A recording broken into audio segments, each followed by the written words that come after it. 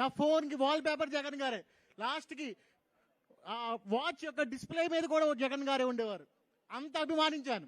నేనే కాదు, మా కుటుంబం అంతా జగన్ గారి అభిమానులే. మా నాన్నగారు, మా అమ్మగారు, మొత్తం అంతా. నరసాపురంలో ఎవరిని అడిగినా చెప్తారు నా గురించి, వీధిలో ఎవరిని అడిగినా చెప్తారు నా గురించి, పంజాబ్ సెంటర్లో ఎవరిని అడిగినా చెప్తారు నా గురించి. నేను ఆ అబ్బాయి జగన్ గారి పిచ్చాభిమాని అని చెప్తారు. మీరేమన్నారు? వాళ్ళంతా సామాజిక వర్గానికి ఇచ్చేశారని చెప్పారు. నేను ముస్లిం సామాజిక వర్గం చెందిన వాడిని, ఆ సామాజిక వర్గం కాదు. పోనీ తెలుగుదేశం అభిమాని కాదు, తెలుగుదేశం కార్యకర్తని కాదు, అయినా మనకి ఉద్యోగం వచ్చింది. నీ అభిమానికి ఉద్యోగం వచ్చింది. ఇంతకంటే పారదర్శకత ఏంటి? ఇంకెంతకంటే ఏంటి? జగన్ అభిమాని అయిన నీ అభిమానికి ఉద్యోగం వచ్చింది. ఎంతో కష్టపడ్డాను, నేను ఎంతో కష్టపడ్డాను. నిద్ర లేని రాత్రులు గడిపాను, తిండి మానేసి చదివాను. లాస్ట్ కి నువ్వేమన్నావు నన్ను?